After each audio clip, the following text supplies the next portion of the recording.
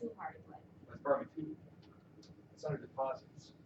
Or, okay, so the county deposited to the EDA, which will EDA. then pay It to has to Hardywood. pay out, right, Yes, right. yes, yes.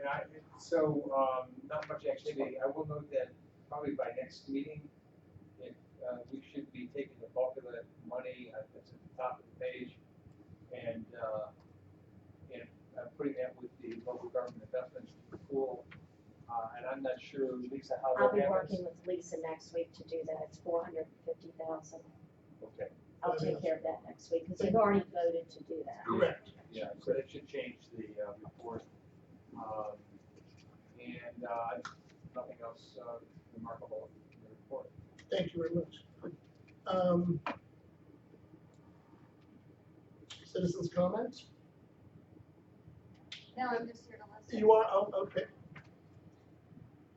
I'm sorry? Just, Sorry? I got your text, sorry. Oh, okay. Second on scheduled matters, strategic plan review. We have a short presentation. Last month, we gave you the spreadsheet that kind of listed everything out in a format that had tasks associated with it and people and timelines, and I know it was a lot to digest. But in the month that we've given you this, we've now created a formal plan. It's a draft form. It takes everything that was in those spreadsheets, and we've created these metrics for each goal, objective, and strategy. So everything that was on the spreadsheet has been turned into something that looks like this, and it'll say what the objective is, what the strategy is, who owns it, whether it's been started or underway, what the targeted result is, the task associated with it, and what the expected delivery or output is. So I have these to hand out to you guys.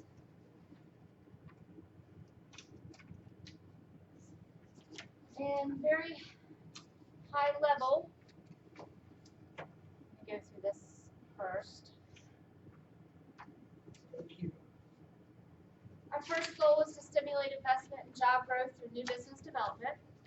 And the objective 1 was to increase capital investment in Goochland County. Objective 2, effectively market Goochland County to increase new business. Objective 3, establish target markets. Objective 4, develop an incentive program. And objective 5, understand Goochland County workforce needs. Did you guys have any thoughts on this first goal?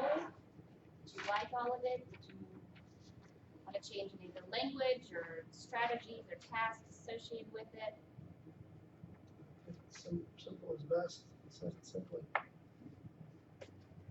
Target markets. Could you flush that out for me? Yeah, so that's kind of identifying those industry sectors we want to go after in terms of recruiting. So really kind of nailing those down in terms of whether or not that's data centers, advanced medical, et cetera. No thoughts on that preliminarily, or it's just a goal right now? The goal is to identify them. So really it's going to be analyzing our existing businesses, seeing what their needs are in terms of suppliers or the pipeline, and then going from there, as well as looking at our workforce and what we have to offer and what industry fits into that. So what do you see EDA's role in identifying the target markets? So I think what we would initially do is kind of do a research and data dump of kind of what our existing businesses are, and then look at some target market sectors and bring that to you to let you know, hey, this is what we're looking at. These are the areas we think they would fit. Here's the locations we think they would go. In coordination with the board, the county board is what? Yeah, let's step back before we get into the planning and remember the process that we're going through. Get the EDA's blessing on the framework of the plan, and then it'll go to the board, and then we're hopefully going to jointly adopt this. As far as the EDA's role, remember, once we're partners in this, and so as we identify what we're working together towards collectively, we want to make sure, because ultimately, most likely, your incentive program will follow your target markets. Where are you trying to grow? What are you trying to support development in? Where do we put our efforts? With limited resources, we have 2 people going after some of this, plus the collective team. EDA's role could be on the recruitment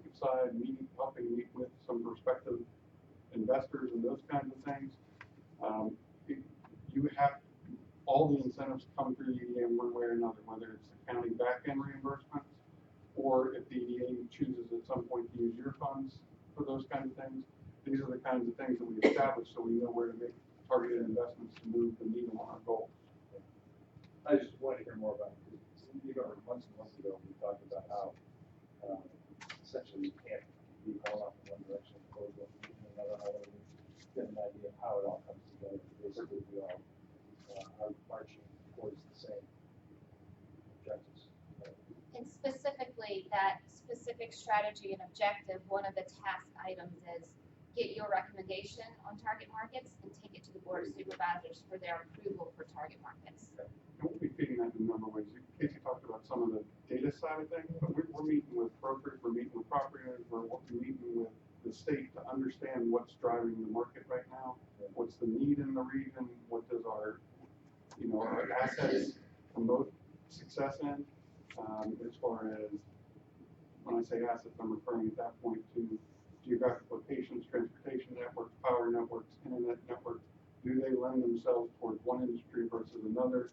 With the industry cluster kinds of things that we'll be looking at, you also have to look at, okay, now we have a hospital network coming in, what complements the hospital network? As we look at other things that are building out in West Creek, what can complement those kinds, the existing businesses you mentioned, as well as other kinds of things. Supplier networks is not something we really ever targeted before. And so, well, we haven't had a concentrated target market plan before. And so as we build this out, your insight and expertise will weigh into some of these recommendations along with the data that we bring for your consideration.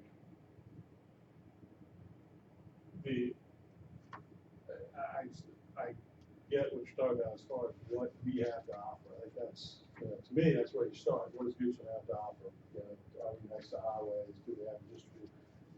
What kind of industries would identify with our logistics? But having said that, have we done, how far are we down the road on that? Have we, from an economic development standpoint, identified who we think are our best targets? Not today. And you're at the ground zero. That's fine. That's why I asked. Have we done it? Have we done anything? Or is this ground zero? Yeah, the strategic plan is all new. So we've done a lot of good things to get to where we're at today. And this is sort of a refresh, a restart. The old strategic plan was done in 2011, 12-ish. We've tackled a lot of things there. We've changed and restructured how the county's staff-wise is targeting economic development. Now we're trying to build the relationship with the EDA and the board and doing this in concert as we move forward, even more than we've done in the past. And the only reason I asked is that obviously with West Creek and Rankin County pushing out, we certainly had a lot of people come to us because they've had to. I mean, that's geographically where they are. But that doesn't necessarily mean that fits in with what we want. And I think that sometimes, if we're Goochland County and we have opportunities because Enrico's building out, the first thing we should do is know what we want as opposed to what we think. Well, and that's where we're a piece of a puzzle. We don't own any land, and you got to have a relationship with the brokers and what they're willing to make landowners and brokers on what they're trying to attract and support. Some of our landowners and brokers are very conscious about what they put on their property. Others are looking for the sell and those kinds of things.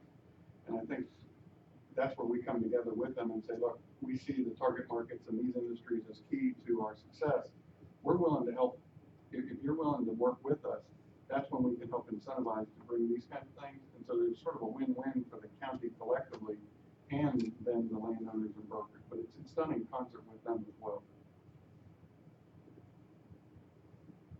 We actually started this off last July. We had a board of supervisors and EDA full-day workshop on devising a new strategic plan, working toward exactly this. So it's been a long time in kind of coming, it's still not there yet. Getting close. So I appreciate the amount of work you put in for it. Do you guys have any further thoughts on the first goal? Let me kind of step back one more time. You don't finalize this tonight, by the way. This is, hey, we're doing a gut check right now. Our hope is, the takeaway from tonight is we just gave you a new document. Over the next month, we'd like your feedback on that document and what Sarah's going over Hopefully to the point where we can incorporate any edits or suggested changes at next month's meeting. And we can take some feedback tonight, we can take your feedback individually, or if the chair would like to designate some folks to work directly with staff on any particular edits before the next meeting, and we can bring that back to you next month for your codification. And look, if you're not comfortable with it in 30 days, another 30 days isn't going to harm the process. Our goal was to try to get this back to the board, go over it with them, and adopt this. So starting July 1 is really the kickoff of the new plan, and then we build out. So Mr. Smith, your comment about the target markets, this will have clear time frames of when we plan to have our target markets defined, identified, the research done, all those kinds of things will be measured out in this plan. And so we really, to answer your question, once this is adopted, it should be very clear.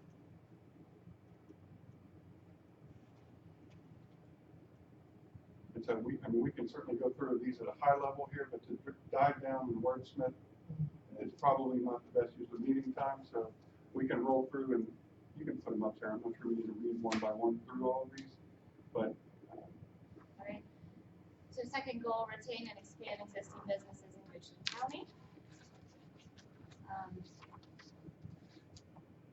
Something that we have never really looked at before, Richland County.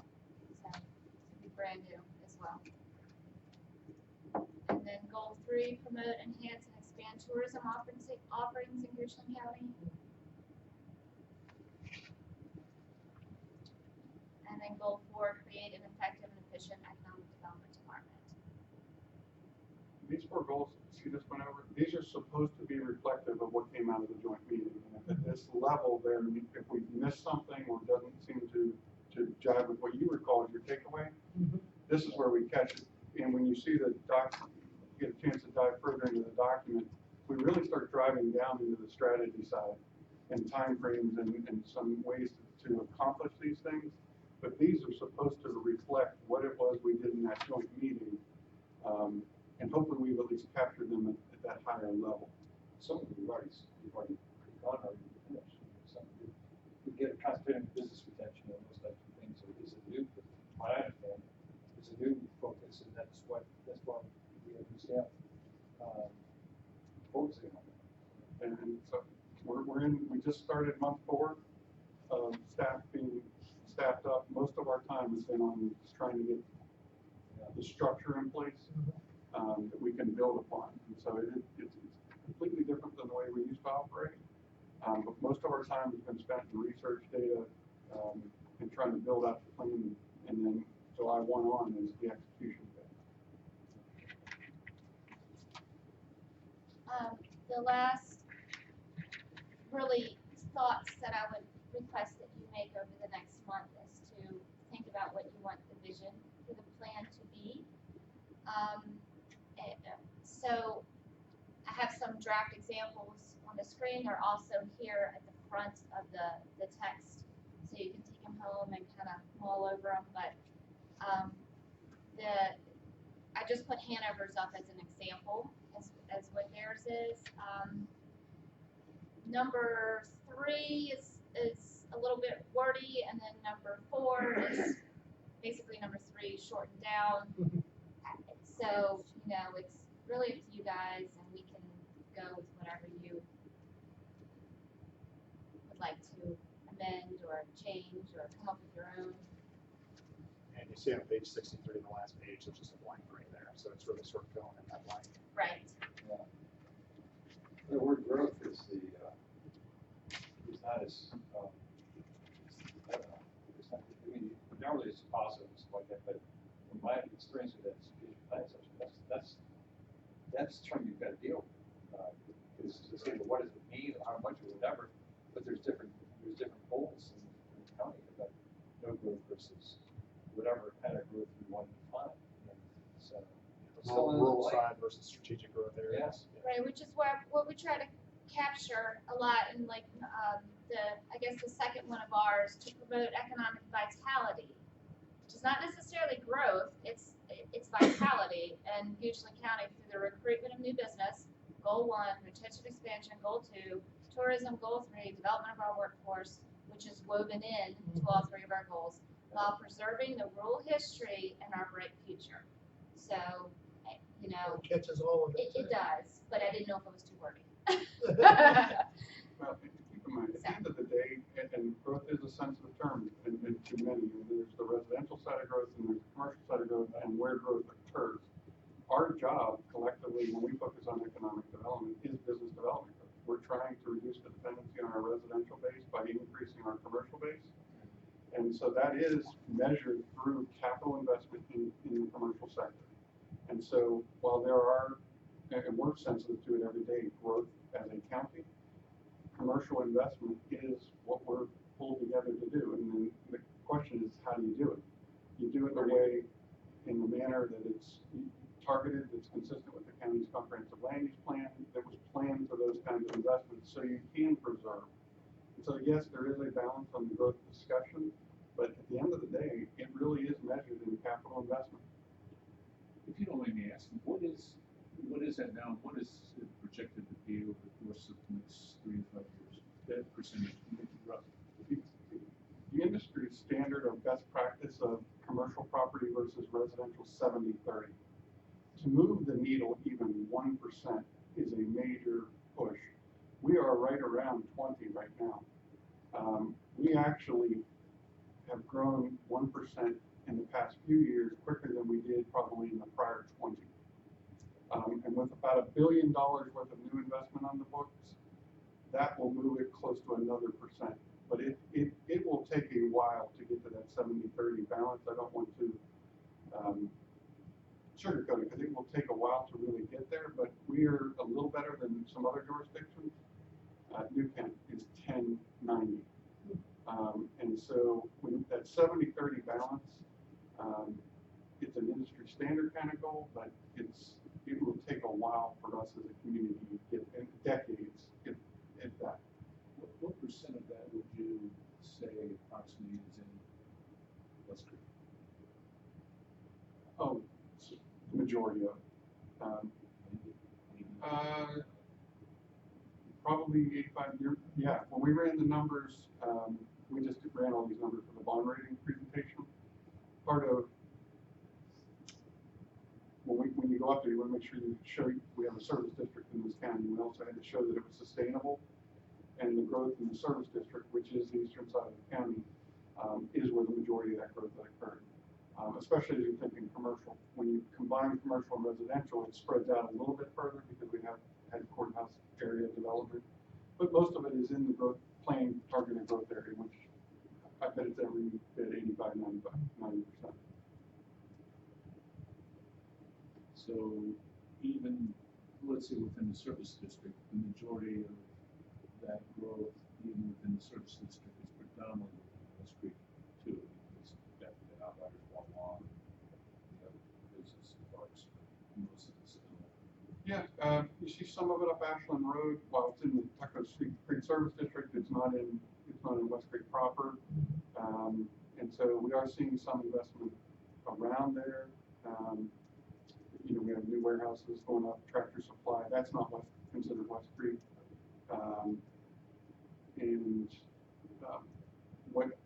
Page Audi is not considered West Creek. Drive Shack's not considered West Creek Because it's north of 64 or 250. And so, but it's still all in that eastern growth area is where the majority of that investment, which is all the Tucker Creek service. So it's going to be important to differentiate, in a sense. I guess all the large platform growth will be still in West Creek. Any probability of any large growth, let's say a large segment growth outside of that would be low probability anywhere else in the county. And only because utilities. You know, we do not on the books today in the short term have utility expansion beyond. You know, at one point there was some discussion about expanding out to Oilville, and as of right now, that is not in any near-term plan. We are going to do some expansion in the courthouse area. We'll see some additional commercial investment in the courthouse area, but most of the industrial parks outside of Ashland Road are all on public well and septic, options out there.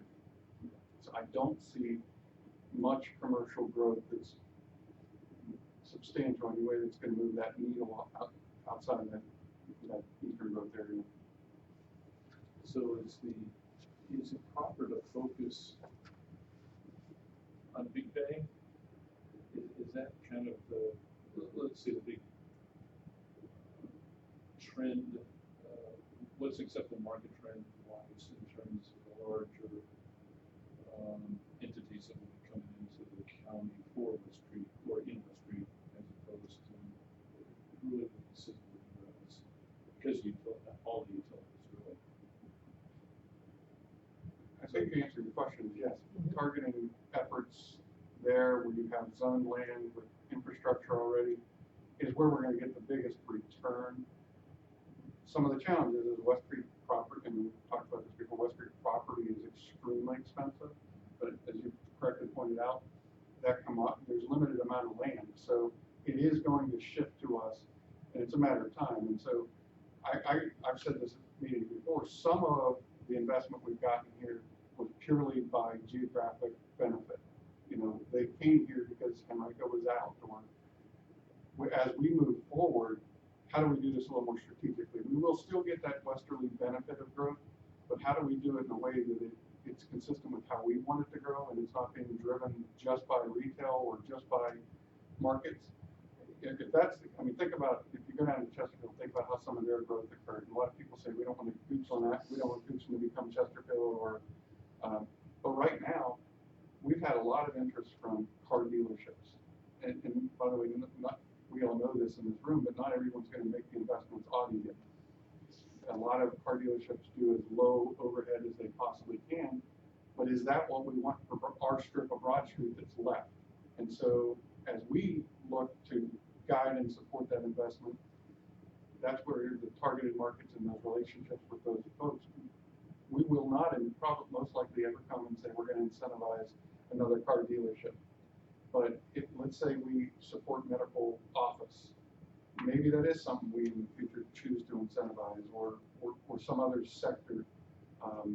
And I think we do, and where most likely that's going to occur is right in that corridor.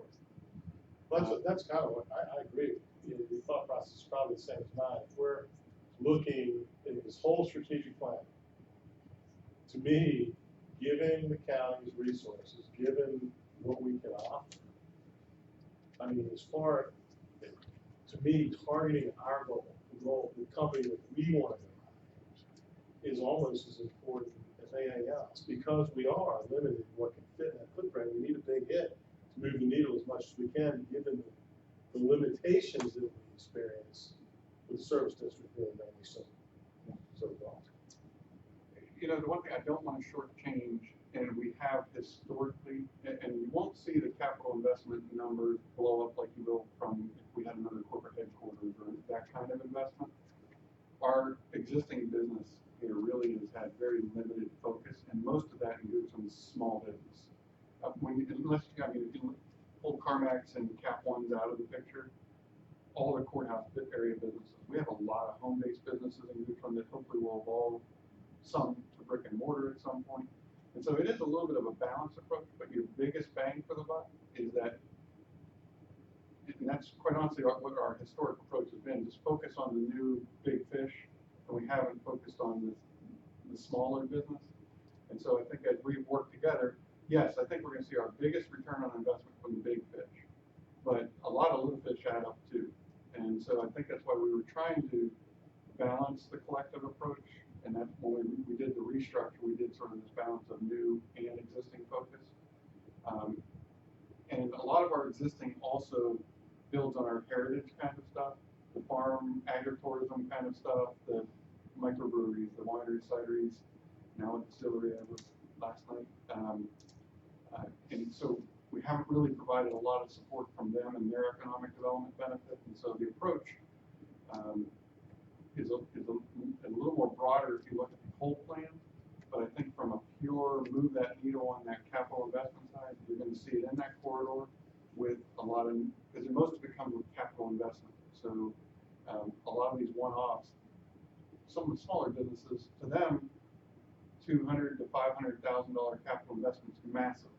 To some of these other guys, that's their front parking lot.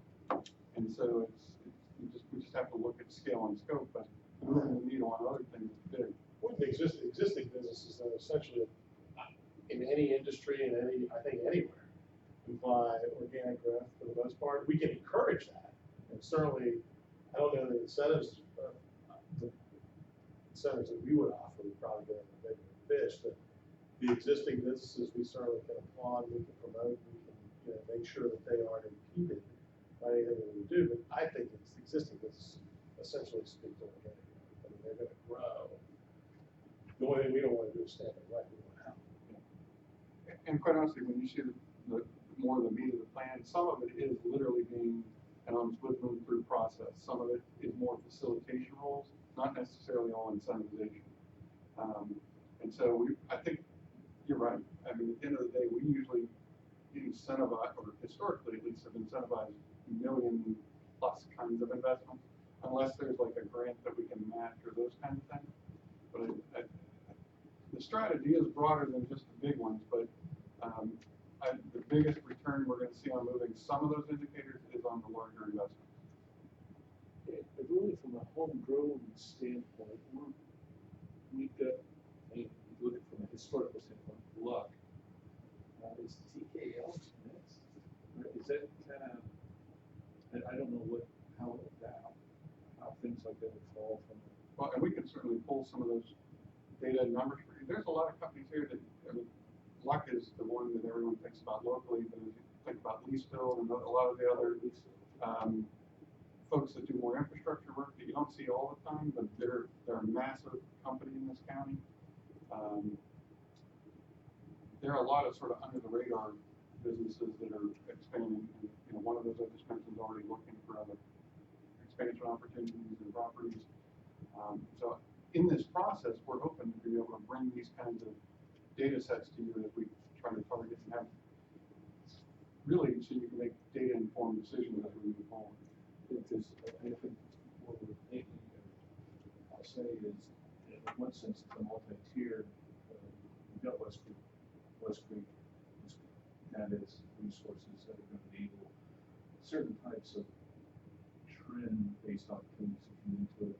Really more, I'll say, almost derived by what the landowners, the promoters of that do themselves, and then the others are that just don't know. It'd be interesting to look at some of the I think I hope it will help us make better informed decisions collectively as we move forward. The one thing with West Creek, while we have landed some good projects that are making good investment there, I'm not sure much of it has been done in, as much as we could in tandem with collectively with EDA and the county to move that needle. So we actually have a meeting coming up with the owners, Pruitt family, to really talk about what can we do in concert to raise and elevate West Creek as a commodity in this region. Because others are running out of land, not just because of that, I think we actually are uniquely located to hit an east-west, north-south market with that property. The interstate access is good, the infrastructure is good. West Creek as a brand is not what it may have been years ago. And so as we elevate that, and that's through marketing, through promotion, through raising our status with the state as prospects come in, that's labor intensive and time intensive work that we do in concert with the developer. We haven't done much of that intentionally. The developer in many cases would have come to us in the past and said, hey, we have a prospect that we acquired, how can you help us? What are we doing to help bring prospects to them? It hasn't been as much as we can, and we've already, I say these two are doing a lot of the outreach to build those relationships, and really helping elevate and raise West Creek proper, so where it is part of the discussion now. And I think that effort is going to expand to you guys. As we're dealing with prospects and those kinds of things, I want them to see and value the expertise that you as an EDA can bring to the table. I think that your whole discussion just keeps me going back to, defining what our target is, our target market, because you hate to, I think of it like basketball recruiting, you hate to, take a 3-star guy when there's a 5-star guy out there that it just takes a little more effort or more creativity. You'd hate to give away land, not give away, but help a developer put someone in place, because the developer wants to make use of that land, as opposed to Goochland saying, there's a big fish out there that we'd like to work on a little longer. I don't envy you on that. You have to, I guess, I don't even know if you've been faced with that, as far as pushing back the developer saying, hey, why don't you wait a minute, we might have, the state's got 3 people they're working on, can we wait? And the other question I have on that is, what does the state say about the West Creek site relative to other sites, big sites in the state? So they definitely like it. I think part of it was that they didn't know about it. So when we started, we talked about the VA scan piece that the state does, and it's their building and sites database. So when a project comes into BEDP, that's the first place they go. So they go there, they check it out, and they see what's available, and then they reach out to the municipality to ask more details. So part of my first task coming on board was updating that database, and we have close to, I think, 40 properties in there now, and we had 3 when I started, which has led to 2 project leads coming out of BEDP. And so that is kind of the big key to it, is really building the relationships with the BEDP staff to inform them of, they do kind of have some turnover lately, so really getting into those project managers' offices and say, hey, Goochland County, we're just right west, here's where we are, here's where West Creek is, this is what we're looking for, this is who's there, type of thing. And it's really right now an educational piece to let them know that that exists where we are in Summer Project. If a big fish called the state, a big fish being Amazon or something like that, called the state and said, this is what we're looking for, does the state have 5, 6 sites that automatically come to mind? I think it depends. Yeah, they have a database, and I think it depends on the project manager as well, and who that is, and their familiarity with various sites throughout the state. So one of our goals would be to get West Creek in one of those top 5 positions. Absolutely, and that's part of that conversation we're going to have, as well as specifically looking at the attributes that West Creek has, who is a target for that, so that we don't just throw it on the desks of BEDP, but we say, hey, when you have this type of company, you need to remember that this site works really well, and here's why. And it's that repetitive, hey, we updated our flyers and our marketing pieces, here's new ones. Hey, I'm coming into your office, we're going to talk more about Goochland County and West Creek. I just think it's important. I mean, if we are to help, and we decide, where we're going to spend money, you can be approached with organic growth, you can be approached with a car dealership and say, we got to move this property, put a car dealership. That wouldn't be what we would want to do. Yeah.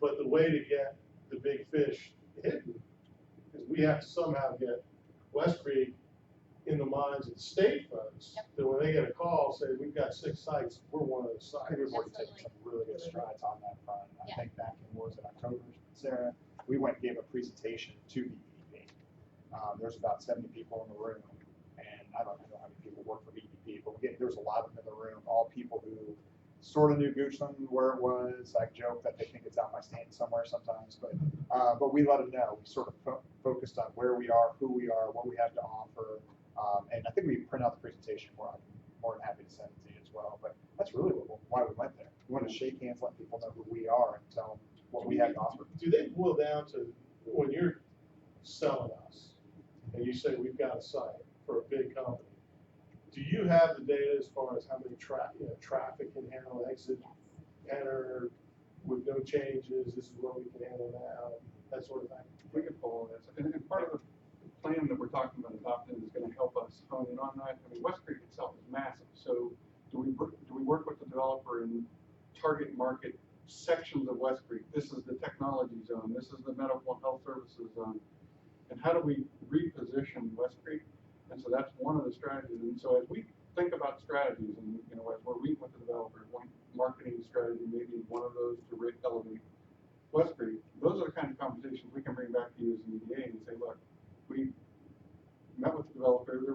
this investment, can we partner with them on X, Y, and Z? And those are the strategies that we will be bringing back that align with the strategic plan that we're hoping to adopt.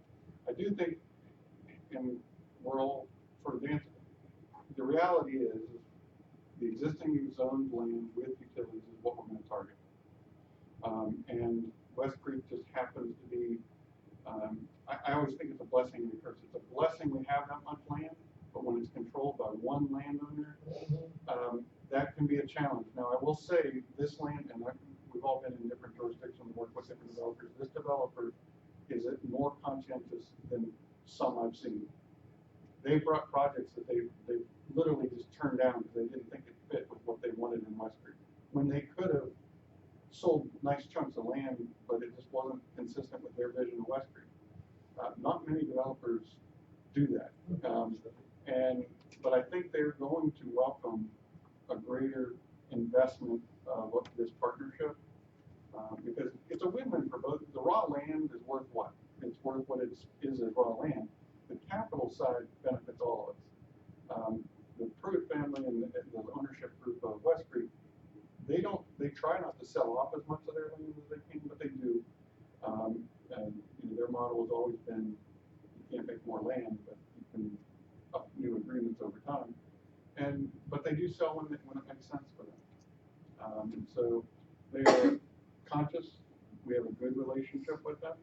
I think as we define this plan and come back with targeted strategies, you will see that there are things that we can do that they've already started. One of the other areas is becoming part of a regional group, and they're already starting these conversations with other counties. Right now, we're not a member of a regional economic development partnership group. Most of the state leads get funneled to those entities and then down to the jurisdictions. We're missing out. We're going and doing our best to re-educate and promote groups on this and that, but we're not in those entities. So how can we make up for that loss and get those leads that we may or may not be getting now? Doing that one by one in professional development relationships is a heavy load. But it's amazing how many relationships you can make on a soccer field or somewhere else that lead to real business investment. And so I think there is going to be a lot of those kinds of things we're going to do in tandem with you that we quite haven't done in the past. EDA has been a conduit. It could be so much more. And we're going to talk to you about one tonight. That is one iota of what you can potentially do. Ben always talks about your authority. You have more authority than we've ever exercised here. And how can we do that? It collectively moves that needle. And that's what this plan is hopefully designed to do. And so I think there's a lot of potential here. But some of it we're building the ship as it's moving. And we want to do it right. So this plan, you think, embodies what you would think a fully grown adult EDA would do, where it has the ability to take us there. I hope it's a week. I think what's Well, put together I'm here. asking you because I don't know. Well, I think it represents what came out of the joint strategic plan that the EDA and the board came up with. I do think some of this you've got to have a good foundation before you can run with a plan. This gets us there. I don't want to undervalue the historical work. There's been some good stuff done that's got us here. So in some ways, this does take us, take a step back, catch your breath, and then just full on sprint. That's what I think this plan allows us to do, to make educated, informed decisions as we move forward in tandem. So the county staff and the EDA and the board's investments all working together towards a greater goal. And that's really what we're hoping for. A lot of these goals are really good because as you read through it, you're going to see some expansion, contraction that we can do over time. A good example is, let's just say Sarah has to, one of the goals, let's just say, is knocking on the 15 doors of existing regional businesses. Well, as she goes through that, let's not just focus on the quantity, because if the quality suffers, we may want to pull back from 15 to 10. So that's where we're going to start to see we can start to spread our wings and diverge a little bit on some of these and converge on others. But I think that's one of the interesting parts of this plan is because you're going to see timelines in here. It's going to say our goal is July of 2020. Well, maybe as we start to go through this and we start to do these goals and start to work through them and work with the EDA and work with the board supervisors on everyone's individual goals, maybe those dates don't make sense in certain areas. So maybe some are way more than what we need, but we won't know until we start to dig into a lot of these. But I think that's an interesting point. You also made an interesting comment, which I very much appreciated, about some of the transportation-related items and some of the other things that help support this, or dare I say, this supports some of the other plans that we have. We have a major thoroughfare plan, which is posted on our website with the board supervisors. We just updated it. We haven't touched it in 13 years. It served us well, but we just updated it. A big facelift on it. Board approved it in November of last year. Our utility master plan we have supports all of this. This supports that. And all these plans, the comprehensive plans, another big one that we have. So when a company calls and asks, we can slap those down and say, we did. Yeah. Take us a few seconds to grab the data, but we have it at our fingertips. So we do have a lot more than just this. When we say we're gonna reach out to, when we say we're gonna go to a business park and just knock on doors and say, have we knocked on the doors of Capital One and CarMax and those guys and asked them? We do have a good feel top for 10 them as far as employers. enjoying it. What can we do? Is Goochland the right thing for us? Before Matt left, we were doing top 10 employer visits, and so we go out and we meet with the top 10 employers and try to find the goods, the bad, what can we improve on, where can we and learn from them. I will tell you, Cap One and CarMax, I've had the pleasure to meet some of the CEOs and those kind of things. Those aren't the people you're meeting with. You're meeting with the government relations folks and trying to figure out the different angles to get into them.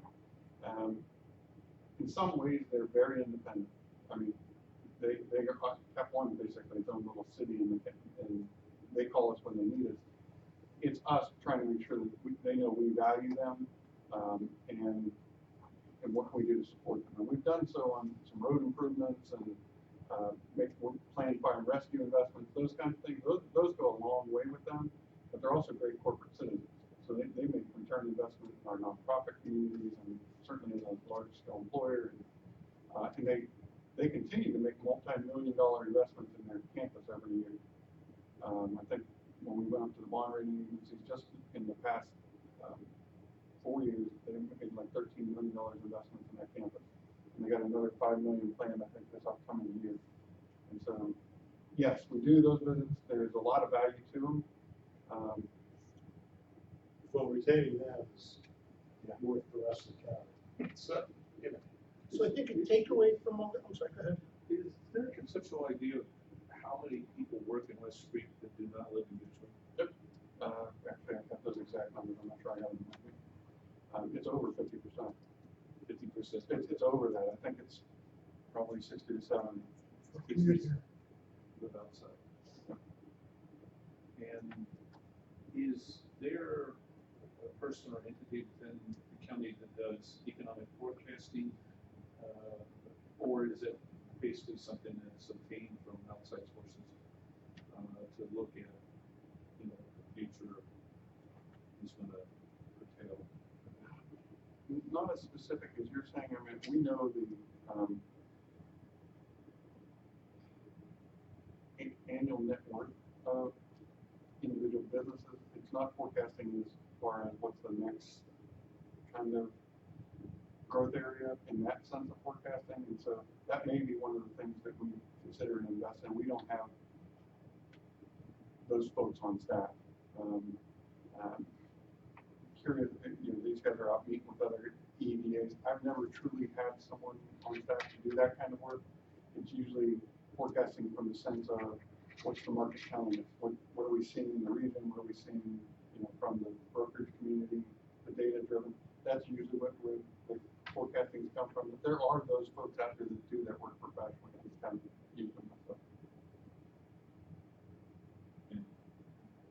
But that's not, there's nothing that's really used as a basis for the aggregate of what I'll call all the rainy day funds, right? Not that to actually say, you look 6 months, 9 months out, or things like that. Even, let's say, not looking at individual industries, markets, sectors, anything like that. Well, this may not be exactly what you're looking for, but I can tell you the planned commercial investment in the next 24 months. And that's where that $1 billion that I came up with. So we are projecting what's coming out there that actually either is dirt moving or planned investment that's zoned and approved. And so we can project out at least a couple years of what we know. So when we do a biannual budget here, I have to project year 2 in the budgeting process. We actually project out a little bit more because in our capital plan is 5 years. So we actually look at a growth trend over a 5-year window. And that's total revenue. So it's not just commercial, it's a mix of growth in value plus new capital investment. And so that rate for us is right around 3%. This year was an anomaly, it was much higher. It's not going to be, I mean, we had 6% on existing and then we had another 3 of new. We won't see those kind of years. So we use right around 3 as average annual growth. And so, for example, let's say, From a commercial standpoint. That was that combines the average that we use. This year blew it out of the water. so would it also be fair to say that, let's say the aggregate of commercial property revenue as a result of the tax rate and residential, is that assumed to be relatively constant, or is it, again, looking at? It is because the direction of the board, it's constant because we make it constant. Well, the market's the market that drives the value side, but the board basically said in no way, shape, or form can you develop an expenditure plan that's based on anything but flat revenue or flat general property tax rate. And so I backed into it that way. So, and it's worked. I mean, especially when you have years where we had almost 9% of growth. Again, we won't see that consistently. It's allowed us, because the service demands are pacing the revenue. This year we were able to make it work. And next year we project to make it work too. But at some point it's a cost expenditure model. So we're ultimately balancing back to the framework that we're given. We don't equalize the tax rate here in Goochland. If we did, we could never sustain. Basically what that means is property values go up, you would reduce your property tax rate. All the jurisdictions in the rich, well, many in the Commonwealth actually don't equalize their rate. They live on their new revenue, but what that also means is as the markets change, you live on less revenue. And so we're luckily that we're in this good time that we're trying to not overexpend, so we're not forced to cut too much when we get there. And we've built good reserves to get us through there, but it is based on trending. Our largest fund expenditure outside of TCSD is the schools, and that's, I mean, that'll be paid up in. Yeah, most of the existing debt rolls off within the next 4 to 5 years, but we do have planned borrowings in that same period of time. But we've, Yeah, sorry. it's all balanced to where it doesn't require tax increase. Is there a number you can, I mean, I'm sure people talk to you all the time about their personal rates, tax rates, versus commercial. Is there a number you can say, when we talk about growth, and there's a lot of people that are anti-growth, you say, well, we need the business growth because this amount of business growth offsets the need for tax increases, the general tax increase. Is there a number? I can back into that number. Usually with the folks that I'm having that conversation with, the number doesn't make a difference because in their logic, if you wouldn't have approved the increase in growth, you wouldn't have had some of those increases in expenditures. I'm just thinking from my point of view, but if you're out there promoting growth, from a commercial standpoint, we don't know kind of what offsets, how much business growth, commercial growth offsets. And the answer to your question is yes, I have that. We would not, we're adding 7 firefighters in this budget. If we didn't have the commercial investment that we had over the past year, we couldn't have added those 7 firefighters. So, I mean, that's the kind of equivalence that I can make for folks. Those revenues were required to add. We will now have 24/7 staff fire stations. So that's $750,000. Without that new commercial investment, we wouldn't have been able to provide that service. But again, some folks are saying you only need more people because you've allowed more homes to be built, and it's a balance. And there's Less of that. less of a balance let's say service-wise, for commercial, slightly less, at least, Oh, yeah. than there is residential, right? It's not net zero, but it's, It's low. And I apologize for all the questions, I'm just thinking, you know, based on, Yeah, I'll chime in too, it's an education for me. yeah, definitely an education. well, and I hope as you read what Sarah put together here, the narrative version, I actually like a lot more than the spreadsheet. I mean, and I think that depending on your, where you absorb things, you'll actually get to see how it builds out. And a lot of the questions you're asking, we answer them in the long-term plan.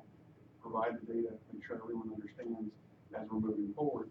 And, you know, some of this is our best educated choices. You know, we've learned that this is where it is, let's make investments in this direction, let's go here. And what Todd said, I think is important. This is going to be a living, working document. So as you hear staff reports as we move forward, it's on what did we do as it relates to this plan? What did we do to move this needle? And if we find that our efforts aren't working, we want to be nimble enough to say, you know what, we need to regroup. And that's, I hope that that's how we make this plan living as we move forward. So obviously this represents a lot of work, and I think it's incumbent upon us to read it through and kind of digest it. And I don't know if you guys feel that maybe we need a subcommittee to meet between now and the next meeting, or possibly after that, to discuss that, or does everybody just want to kind of read it, digest it, and comment back to chair, or? Maybe get together some type of work session, Yeah, I mean, just to go over a lot of, you know, it's been a while. I haven't looked at the thorough plan since it's been approved. I haven't looked at this year's budget. right, There's a lot of things. a lot of stuff going on. And the CIP has just, you know, every 5 years, a new elementary school and Right. courthouse and so forth. All those plans are great data, and we want for everyone to read and absorb them. As it relates to this particular plan, they could be a resource for you, but they're not really directly cross-referenced in the strategic plan, most of what's in those kinds of things. We want to make sure we have a robust network, and hopefully that plan gets us there. But a lot of those plans aren't cross-referenced in here directly. You won't read anything about us building 5 more fire stations in your economic development strategic plan. We may reference that we want to make sure we have proper infrastructure to support our business community, but those is not a direct reference to some of those kinds of plans. From a budget standpoint, my hope is as we develop these plans, whether it's the county's ED budget or as we work with the EDA to set some funds aside for some of the initiatives, as we develop these strategies, it's a lot easier for me to go to the board and say, you know what, board, I now need 50, we want to put 50 more grand towards this because it aligns with this plan. I didn't have that before. And so I think this is a document that really allows us to target our investment much more strategically than we have. So we probably want to read it and talk about it. I was next gonna month, say, if why don't we- need to do something more appropriate next month. So I think if we, you know, if we get some time to sit down and do that together. Well, I think John said that, you know, it wouldn't be a rush job, but they don't want to delay it too long. So I mean, between now and the next meeting, I would say we probably have to read it. And then at the next meeting, if we need more time, Yeah, we get can it do work- something right away at the next meeting. Yeah. If it's overwhelming. I guess, you know, basically, what we're talking about, I think for us, I don't know. You know, one thing we can offer, because you can't meet without calling a meeting and taking minutes, staff can meet with 2 of you at a time and go through it, and then bring the collective comments of the 2x2s back to your next meeting for further discussion. If you're comfortable with that approach, because these guys sort of crafted it and are, you know, live with the thing. But rather than calling a full meeting, we just spent a good hour talking about this, a productive hour. But as you can imagine, when you start getting into the breadth that's in here, it may take you a little bit more time. So I guess our takeaway is to try to digest it on our own for a little bit, and then maybe roll around and comment back to Ms. Dearden and say, you know, we're ready for maybe a workshop or 2x2s, whatever you guys think we should do. Is this available as a PDF or Word or something? Leave that to just plain writing. I think maybe we have a plan to spend a little more time on the next meeting. You know, just So just read it through and then at the next meeting, talk about it again. Yeah, maybe Put it on the agenda. change the timing of the meeting or whatever, so we can have more time to discuss it. If we notice it ahead of time, we're always sensitive to your schedule. Is it possible to meet earlier and go? Yeah, Your schedule to accommodate that? Just depends on, it's, Let's do that. I don't have the meeting, with me, but I mean, obviously it's May, middle of May, 1 month. So I mean, We were able to at least make it 4 that day. Yeah. Give us a little more time. Somebody's schedule, not mine. is that okay? So we'll move to, meet earlier on the day of the next meeting, so 4 PM.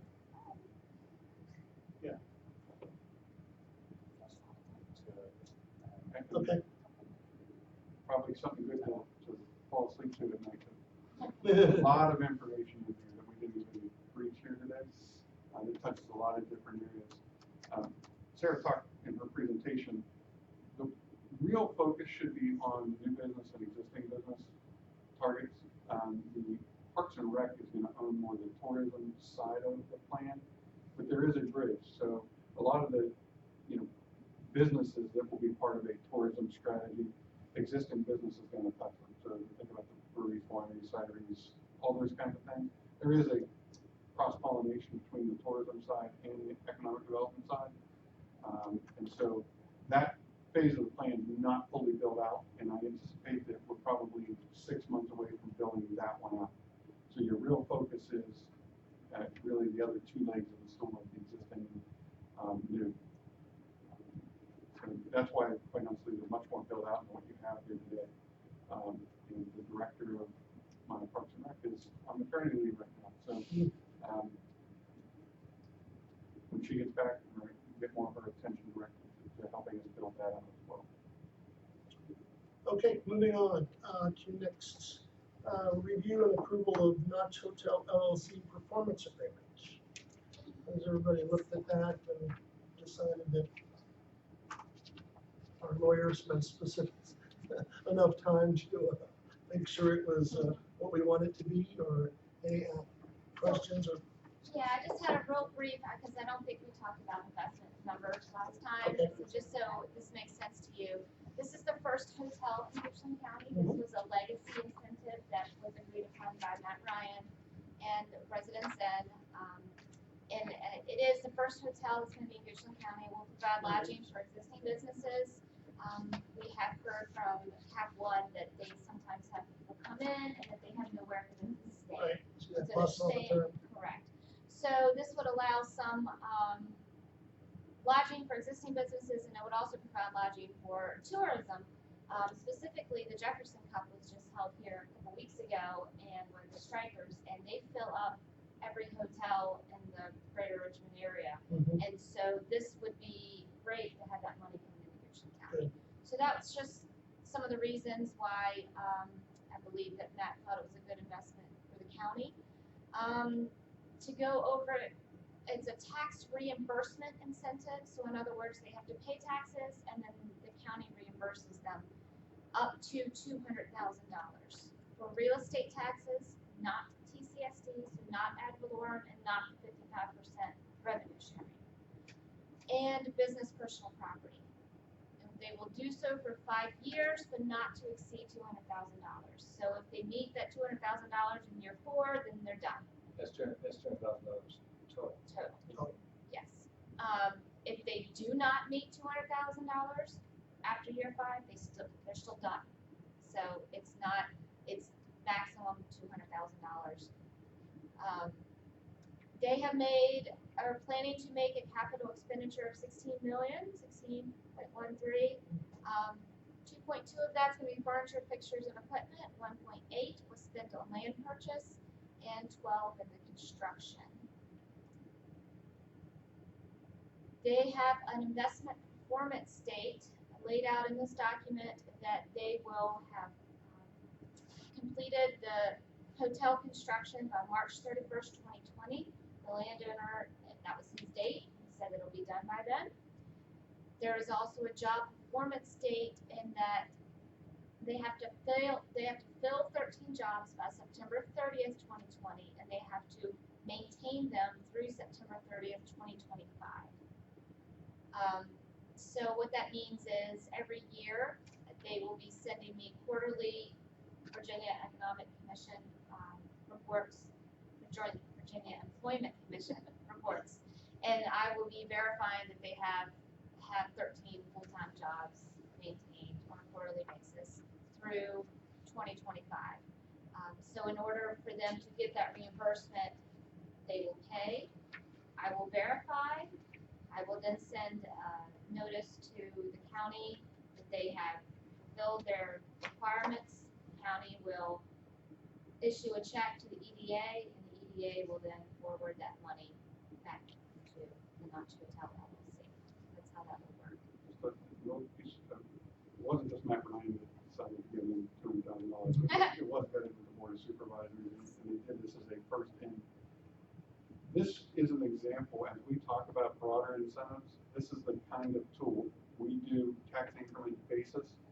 Goochland County has not fronted cash to a potential investor. If you read the papers, Chesterfield and some others have done that.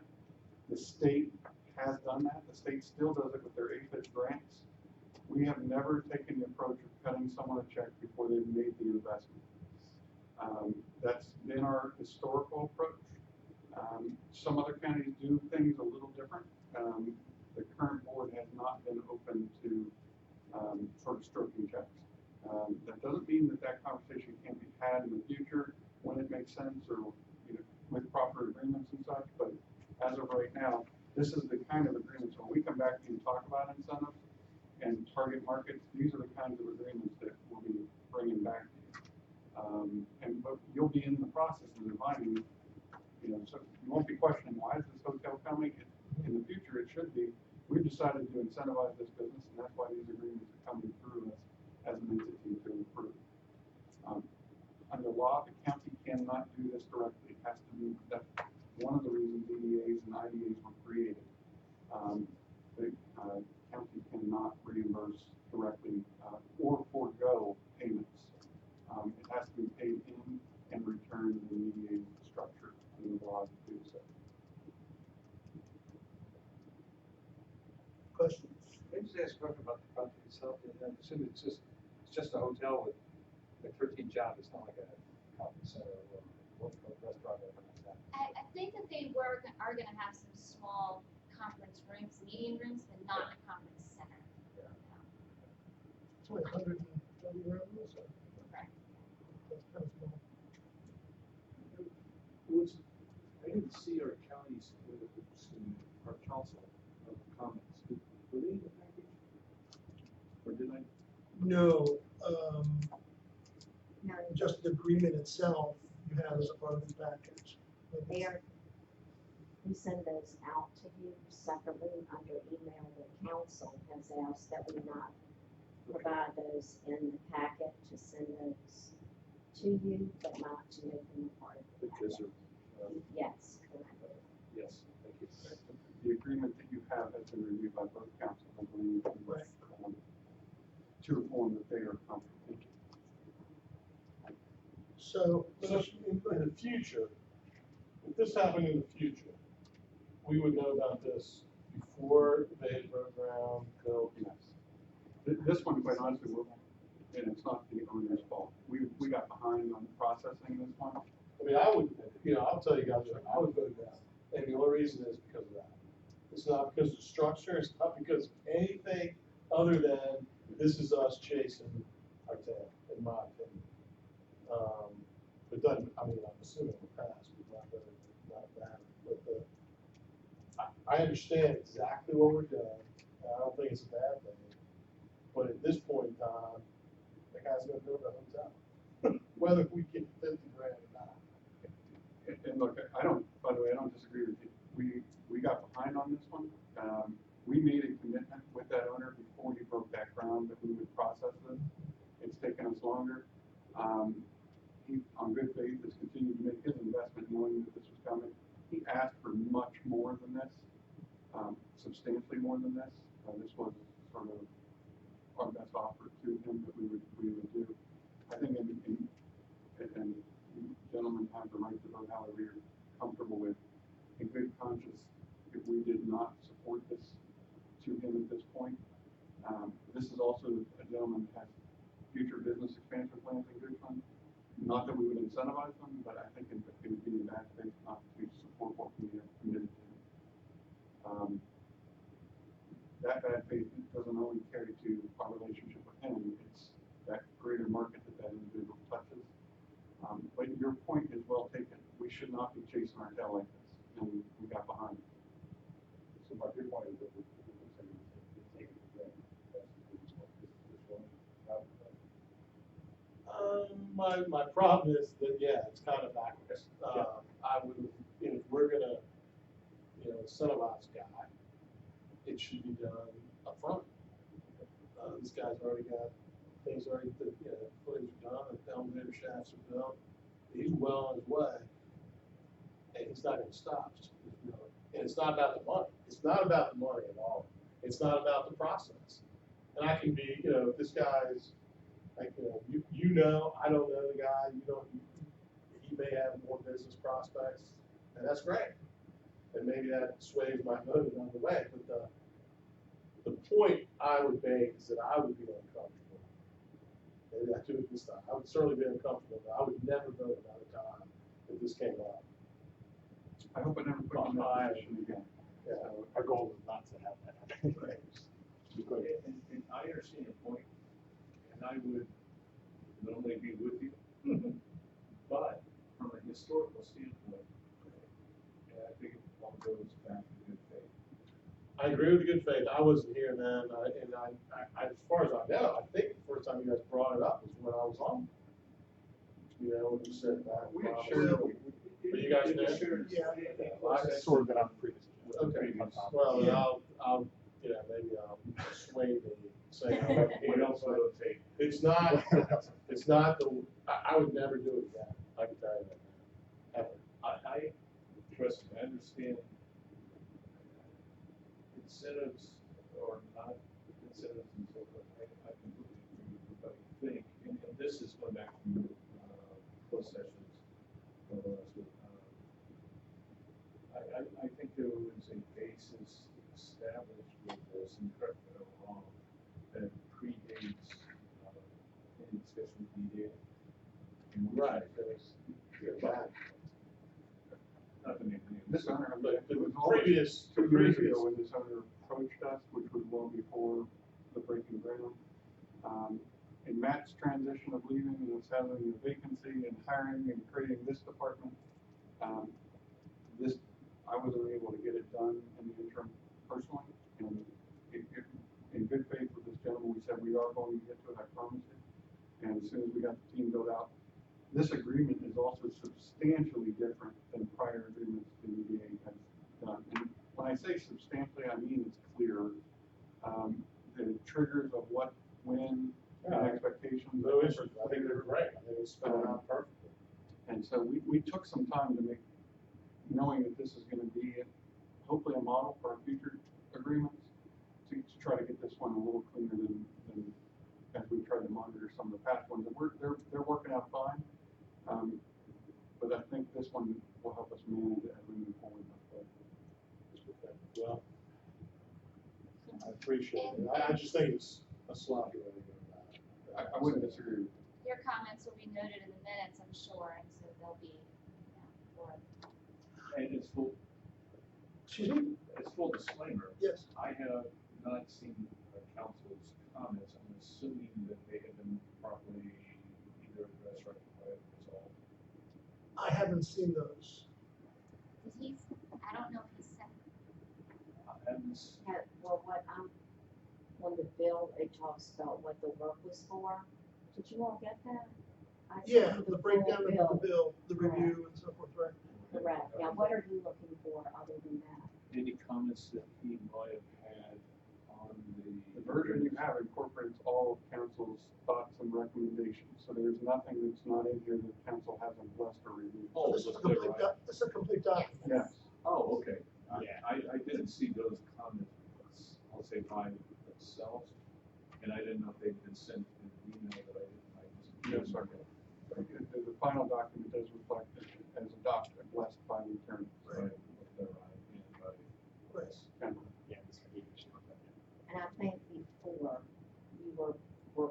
to that when Becky was here, you were privy to that conversation where you could provide input.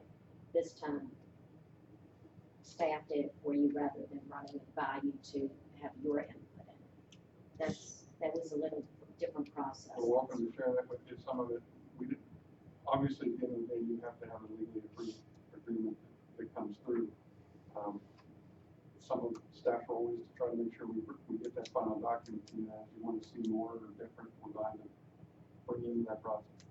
The only thing I'm thinking of is just the separation of councils but I'm willing to accept the fact that those councils were residents.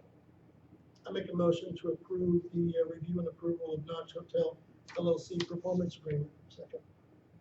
You want a second? I'll second. All in favor? Aye. Aye. Okay, thank you. Next, review of sponsorship request policy and application. So we have compiled a sponsorship request policy document. I'm gonna have Sarah hand those out to you all for your review. This was something we had talked about last meeting, just to kind of nail this down and have a very specific policy when we have financial requests come into the EDA. I think you also had a copy in the packet. Yes, please. Yes. So the main takeaways from the attached document, monetary requests are community and business events, not memberships. The example for that is the chamber that that you all give, I think, money to at the beginning of the year. That is actually for a membership. Requests should be evaluated for a return on investment and adherence to adopted strategic plan goals and initiatives. So that's once again just making sure that any request that comes in, it ties back into our strategic plan and one of those goals and objectives. EDA may consider requests up to $2,500 per application. That a total budget for sponsorships is capped at $10,000 a year, and that EDA contribution should not exceed 25% of the total event budget. Let me frame some of this up. We're trying to give you a framework and cap to manage with. As of right now, the EDA doesn't have a recurring revenue source, so you have a limited supply of funds. This is not an incentive policy. This is not, we will work with you on those separate. This is specifically as you get requests for sponsorships or donations or contributions, those kinds of things. Memberships are separate. So the 10K, this is all open discussion here. That was a annual cap that we were proposing that you develop a budget around. That could be 15, it could be 5, it's your call. We capped it at 25 per, so not one application was sort of capitalizing the budgeted funds for a year. And unless the EDA is actually the full sponsor of the event, we're proposing a 25%. Again, this is a number we're proposing for your consideration. So events weren't solely responsible on EDA funding for their sustainability, unless it was your event, so to speak. And so these were some of the thoughts and framework that went into trying to develop a policy for you to manage to. Obviously, you have an outstanding request now, but we didn't really have a framework for these requests to come in before. I know questions were sent along to the individuals requesting funds, but this really should be done in a little more of a framework of policy that the board is comfortable with.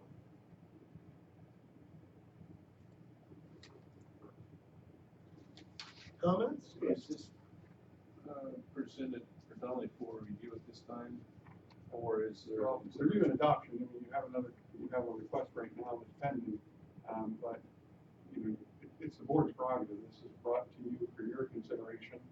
You can not adopt it and make a decision with or without it tonight. You can take it and adopt it next month. Whatever your prerogative is, this is a framework that we put together for your consideration. But certainly, it's your prerogative. So the other couple highlights that we wanted to mention is that we put in there that they have to be submitted at least 60 days in advance of the event to give you all time to read through it, listen to the presentation about it, etc., and then make an informed decision. That each application must have a specific contribution request. So a specific dollar amount associated with each one, and that providing a budget for the event so you can see where the revenue and expense and all of that is coming from as well. One thing we sort of jumped over, if you can go back one slide, please. Casey talked about adherence to adopted strategic plan and return on investment. At the end of the day, you're making, you're being requested to be a sponsor for something. What return do you get? As an EDA, you want to get left, by giving contributions, you want to get your name out there, you want to be part of branding or whatever it is. So different events offer different levels of that opportunity for you. And so hopefully as you're making investments in sponsorships or those kinds of things, the EDA is getting some gain value of promotion, presence, branding for that investment. And so you want to know what that is as you're making that investment.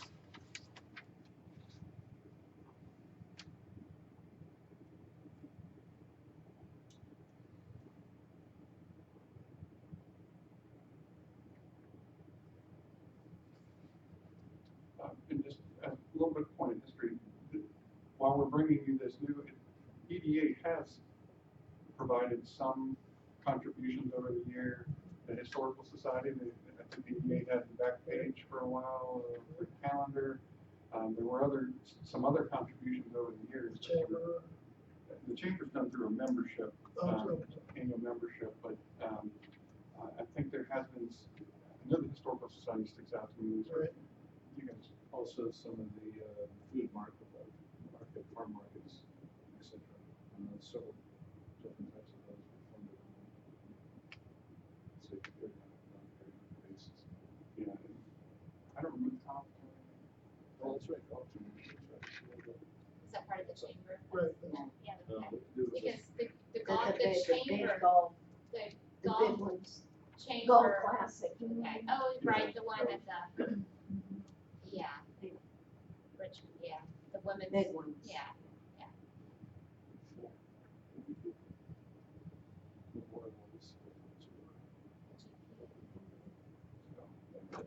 So, so this is a good first step, right? I think we needed something like this to kind of formalize requests, at least kind of get it into a systematic approach for us. Maybe you want to read it again and think about it in the next meeting and approve it, or any changes you see? Excuse me? no, we talked about a lot of these aspects at the last meeting. We took everything that you discussed and kind of formulated this policy. So it may sound familiar. Oh, yeah, I do too. I mean, it's simple, and I think we need the framework. Policy, looks like, maybe we need to discuss would probably be the numbers. The number 2,500, 25%. Right. Everybody's comfortable. I'm comfortable with it.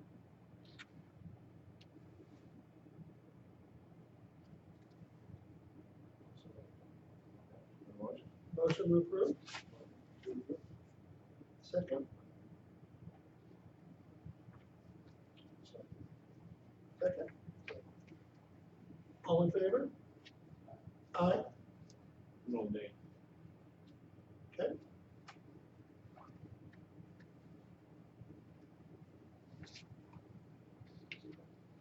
So then we do have the outstanding sponsorship requests that we that need a decision on tonight.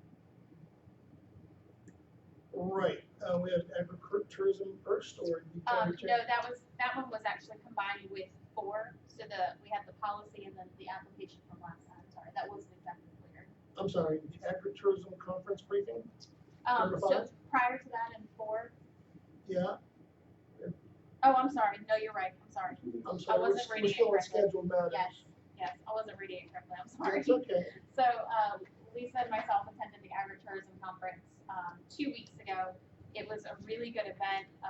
Learned a lot. They had some really good marketing sessions to hear from what other communities are doing to market their agritourism, and listening to some of the businesses and farmers from the Roanoke and surrounding areas.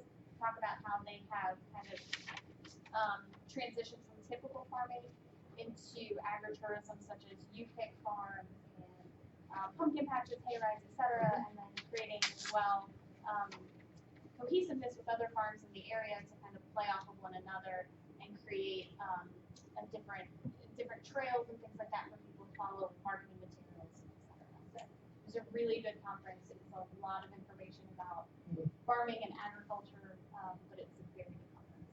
I spoke with Ms. Dearden, and she also said that she felt that other counties were taking a better advantage of grant money out there that Goochland probably hasn't been doing in the past. And I guess, I had a brief conversation with John earlier, you know, we kind of need to know what we would do with that money, right, before we request it. So we kind of have to devise some, I mean, I don't know how we work together with Parks and Recreation for this tourism, but it's been on our table a little bit. But maybe if we can kind of, you know, crosstalk and decide what we'd like to, you know, see as far as tourism, and maybe go after some of these grants to help some money come in to help do that for trails, bike trails, whatever, you know, that agritourism. Absolutely. We can sort of take a look and see what's out there. There's some things, even in the skeleton of the plan you have here on tourism. We know we need to build out inventories. We know we need to build out websites. We know, you know, people are looking for those. If some of those needs qualify for the grants, and we can find the time to get the grant application, we may be able to do it. We're still really at the front end of the tourism strategy here. So if they align and the time permits, we may not. There may be some things that we can submit, so we'll take a look at that. Yeah, I think, I'm amazed at Goochland is, I guess I'm not amazed, the agritourism is right up this town's out. I mean, the history and the combination of diversity now distilled into, you know, all kinds of things you can tie down. It seems a bad way to do that. Yeah, it is. We just, I don't think Goochland's ever focused to be able to do that. We didn't, I mean, tourism wasn't even part of our strategy until we met last year. It wasn't really a major focus for us as a county, and as we move forward, it is now. Oh, it's probably not the strategy for a lot of towns. The ones that are ahead of the game. And you definitely see that. There's one region that was there that happened to be in the Roanoke area, where their entire regional economic development agency has then come up with an agritourism regional marketing plan, and I forget, it had a catchy name for it, but something about mountains to rivers type of thing. And so they have this whole regional thing. They have marketing materials, bookmarks, stickers, you name it, and they're putting it out there as, hey, here's an example of what you can do from a regional standpoint. So What's amazing in travel magazine is every travel magazine has an agritourism type article every month. So it's there to be had. absolutely. Question, Beth? Since our last meeting, was there also the BEDA?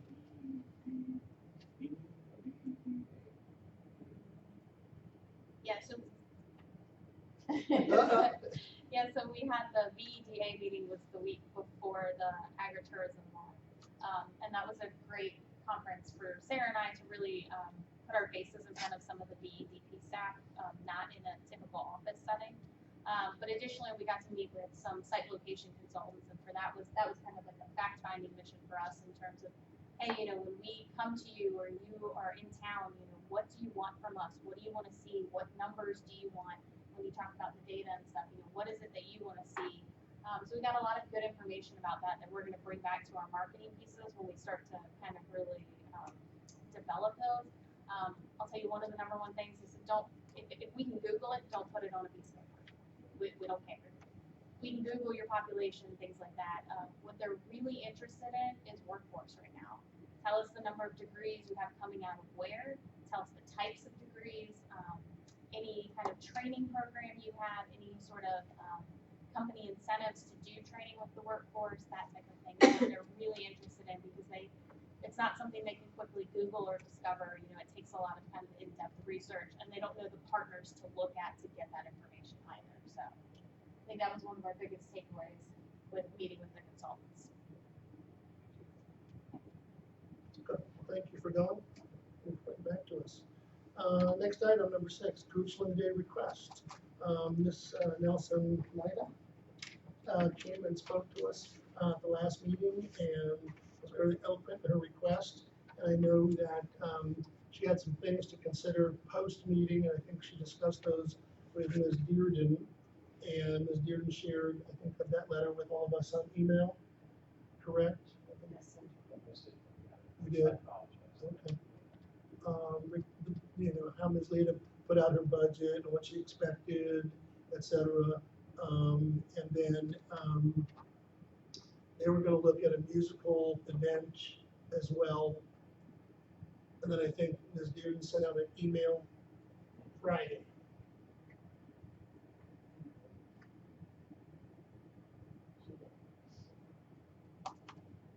Nobody got it.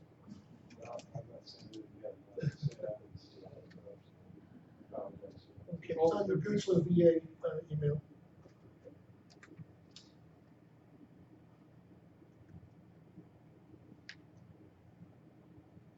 Well, the gist of it is that there were 2 requests that Ms. Nelson Leda made. One was to the EDA, and the other was to the school. And it seems that as of now, the school has revoked its offer of funding the event.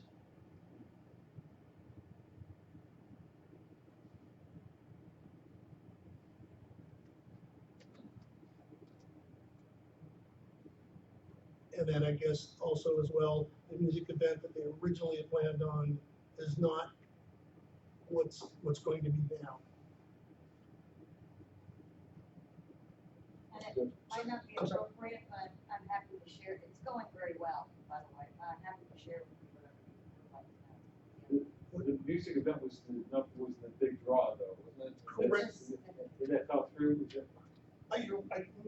From Ms. Gordon's point, the original one fell through. And That's then, correct. okay, so you just got a second event. Got it. Mr. Chairman, would Yes. it be appropriate to get an update? I think that she'd be welcome. She's here. She's I'm waiting. here, that's why I came, and I'm happy to let you know, actually on the social media, I have great stats, we've had 3,000 distinct visits to the Goochland Day page.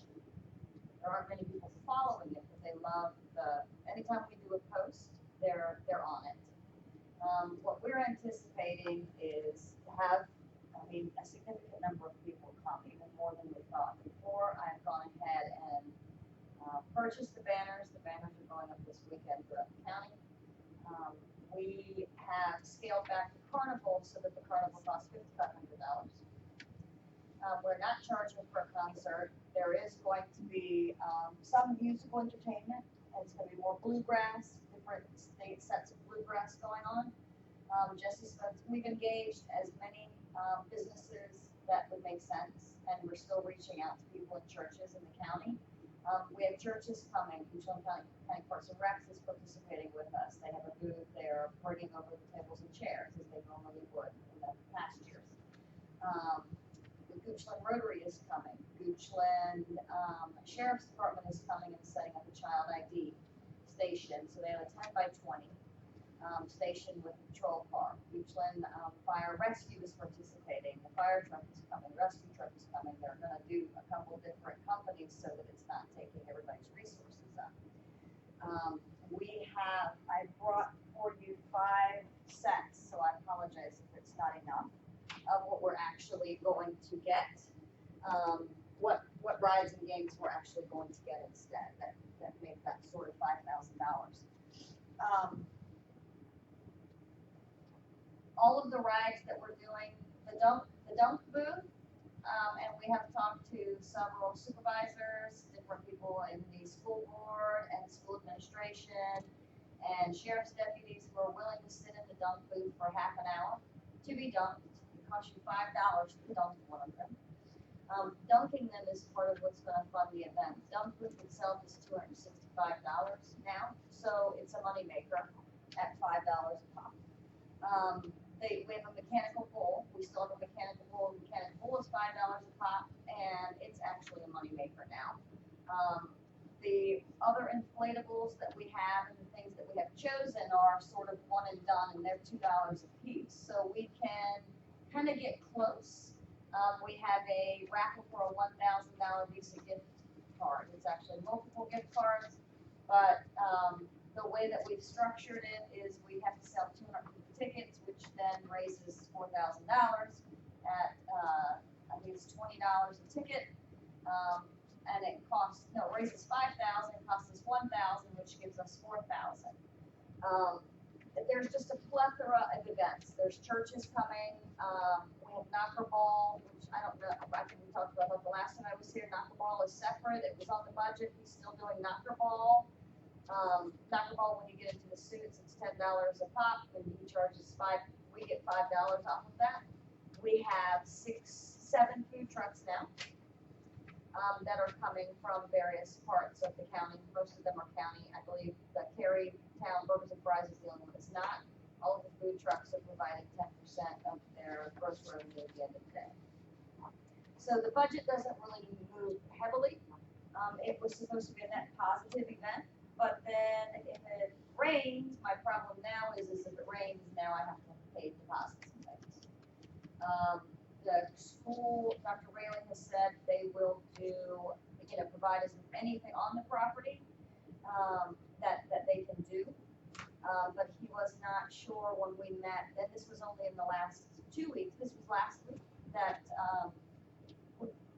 Dr. Collier would have originally used part of the school funds to prop it up, the general fund at the school, to help prop up the event.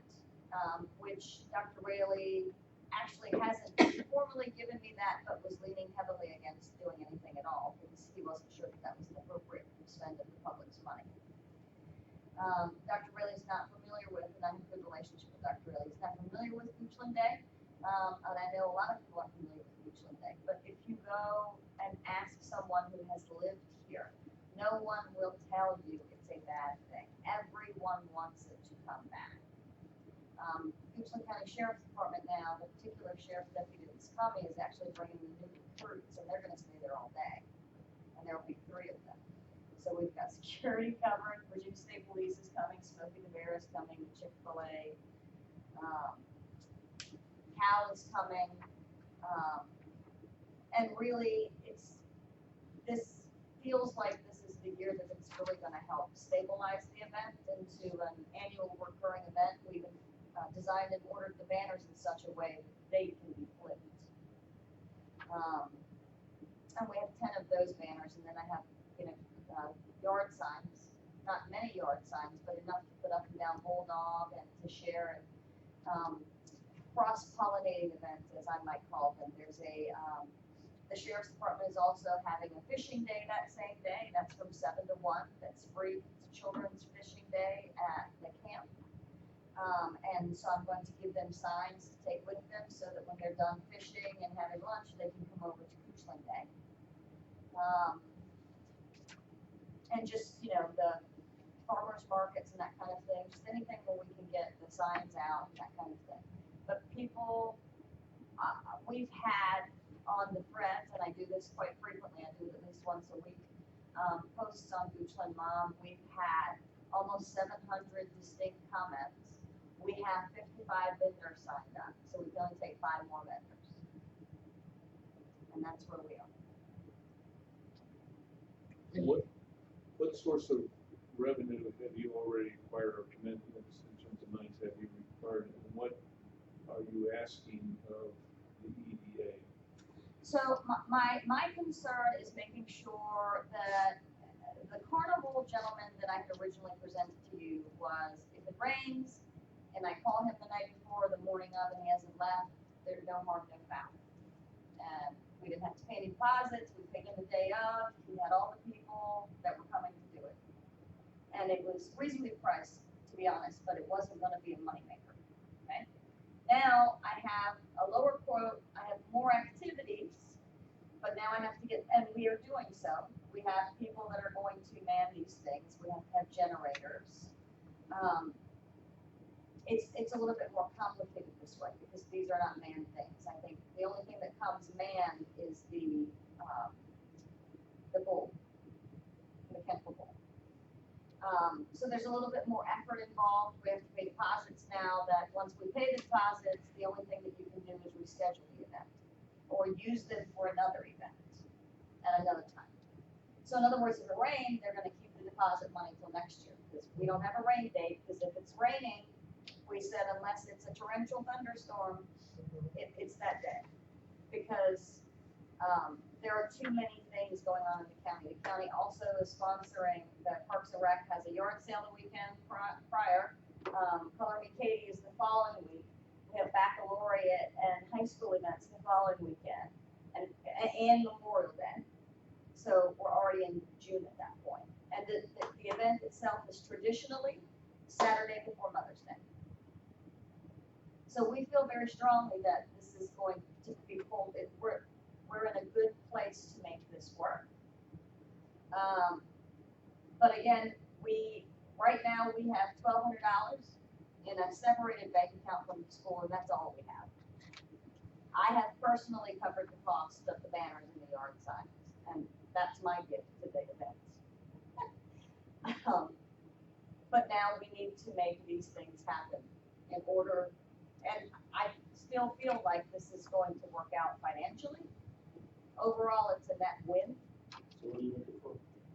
I asked specifically for a loan from the EDA to cover the event that would be paid back from the proceeds of the event.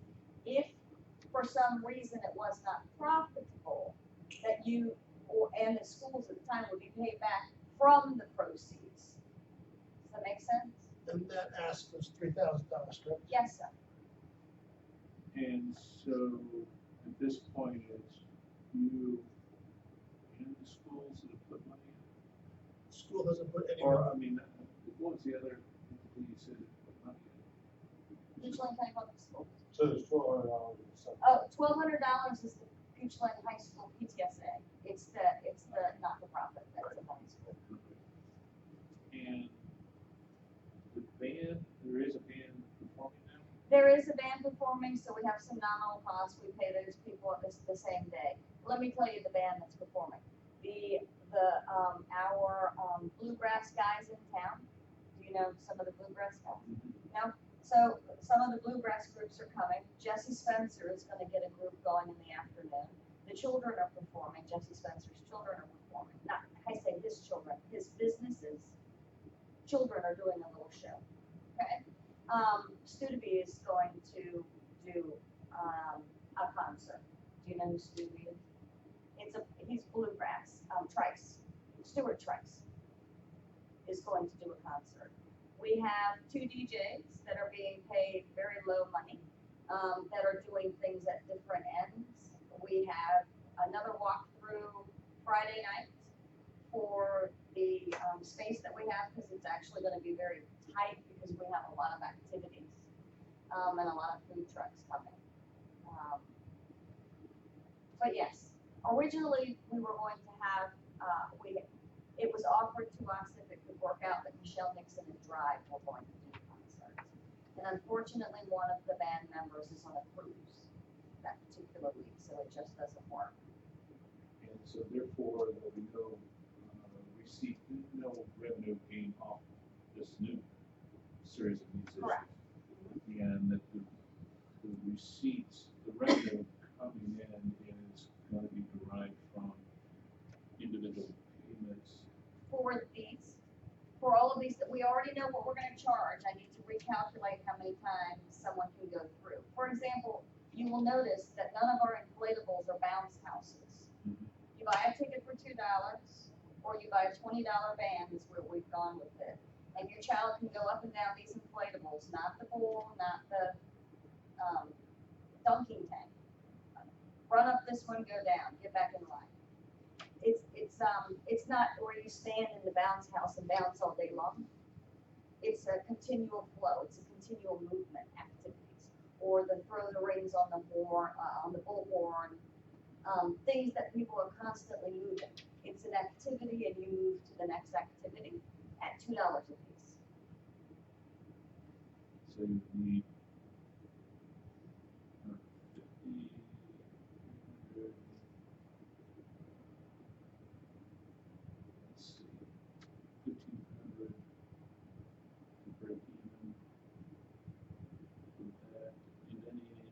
is there any other expenses outside the 3,000 that will come first before the 3,000?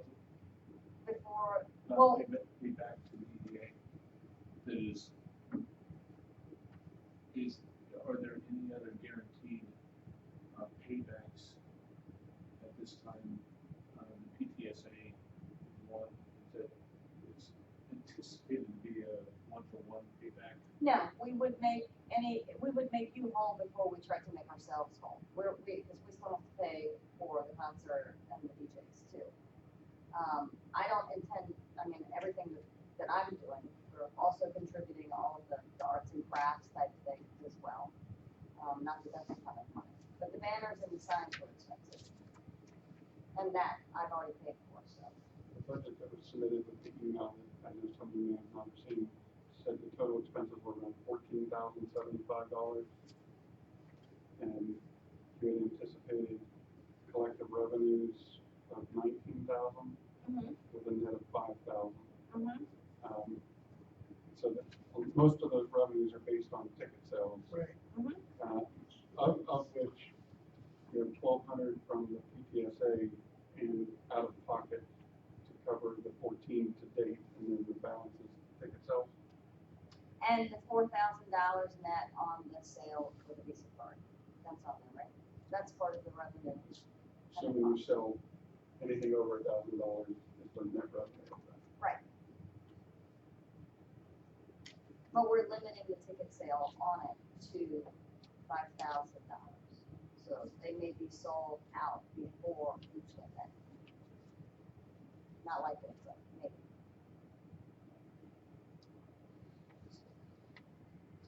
What entity is actually operating the unit?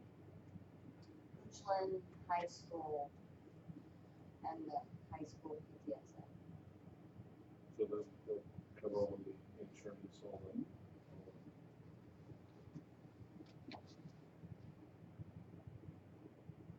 And any agreement, because we obviously have to establish an agreement with those two entities or one. So I don't know if you prefer to do it with Goochland County or Goochland High School PTSA or Goochland High School. Or both, it doesn't.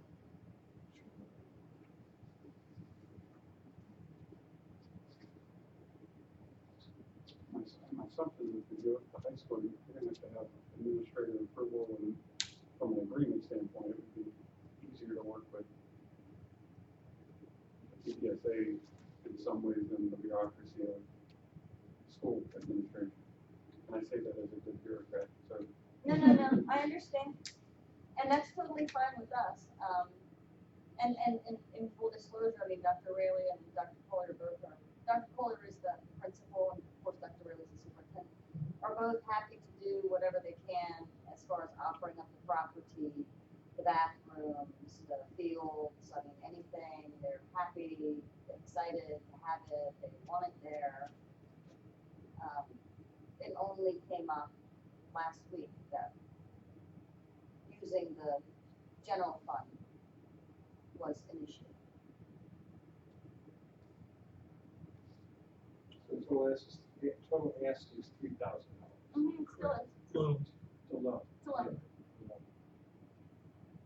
so it's probably a good civic duty that is within the purview of the EDA. Is it bringing revenue to Goochland? What's the ROI? No, there's no way to tell. What's the EDA's benefit? How do they gain, for whatever their contribution is, what do they get out of it as an EDA? As far as marketing and promotion and those kinds of things? Well, I don't know if that's helpful to you or not, or what that means for your vendor relationships. I'm happy to get another banner and say, I don't know if it's sponsored in part by or something with, Goochland County Economic Development Authority with the EDA's logo, with the county's logo. A lot of the businesses that will be there will be Goochland businesses. The small businesses that aren't necessarily on the radar of the EDA, there are plenty of them that have already already signed up. We have 2 giant fashion trucks coming too as well, which is kind of an odd thing. Not that that really brings much to you, but the food trucks, knowing the food trucks, and I don't know who wants to be there too. If the event grows, the idea is to have the event grow all the way around down into the courthouse region again and back over to J. Sargent Reynolds. So it's really a big event. As I understood it, that's how it was in the past. It's unfortunate that I don't know anybody right here that has seen that actually happen. I've seen it, I've been here like over 30 years, I've seen it. And you've seen them. So you, and if I may, and I apologize, I don't want to put you on the spot, Lisa, but people who have seen this event, or there is a longing for having this event. I can only say it was very well attended. Families, it's like a big fair. It was very well attended. You know, people in the streets, people in down Reynolds. I've heard discussions of folks wanting to bring it back, and know some people who were involved in the past. While the business model you have is a revenue offset model from a pure sponsorship basis, given some of the things we just talked about in our prior discussion, the EDA would be the lead sponsor and a $3,000 request of the event. So a payment could be provided as one of the ways to promote your investment in the event. Most we do is 2,500. Well, If you work within the framework of that, right, then you also have to start, there's other calculations in here, no more than 25%. So the 14 is 3675. And then not more than 25% in of the the sponsorship. sponsorship that we just got tonight 25% is total sponsorship of the event, so right. She's so at, they have $1,200.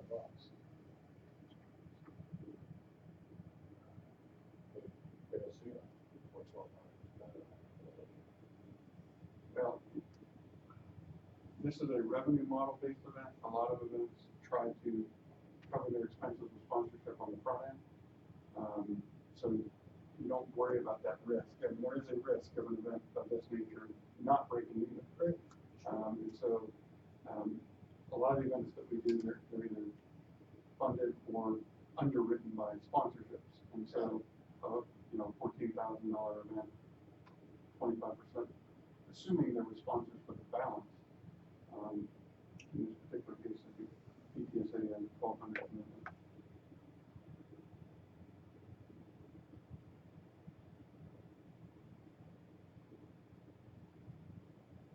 So the 1,200 would be sponsorship. So, or That's what the PTSA is committed right now. yeah. And I have spent 800. Okay. So, I was trying to figure out what's 25% off. 25% of $2,000. $2,000, okay. Fine.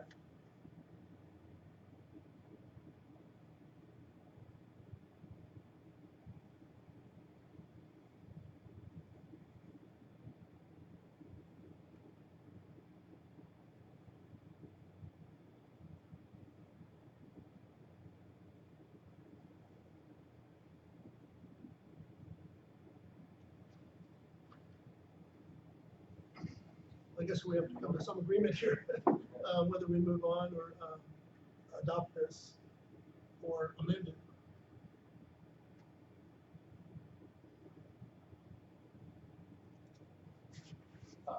And this event occurs before our next meeting.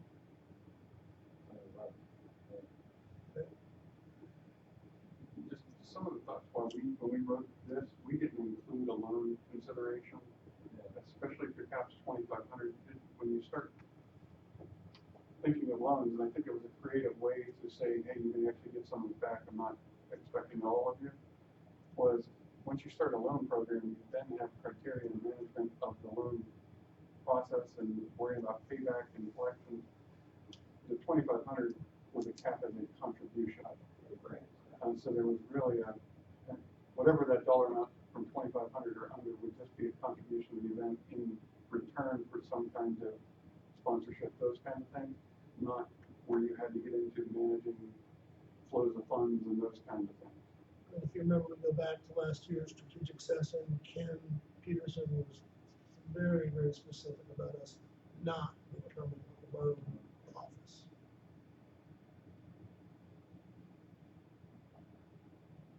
There was some, not arguing, but that was basically to not be in a position where we were being financial institutions. Correct. But I'm not, The points taken. right, I'm not sure if we loan money, what positive benefit we get out of it, other than feeling good about it. Yeah. Like I said, it's a nice civic thing to do, but I'm not sure it's what we're supposed to do. May I add something for you, just so you know? Sure. This event was run by the county and the chamber in the past. This is how this was done. The idea was for the school system to bring it back to make the flagship event.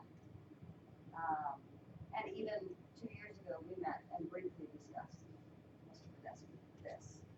And not that I have to talk to everybody all the time, but we did do an event last year, and it was well attended. It was small, it was well attended, and it's grown significantly since last year.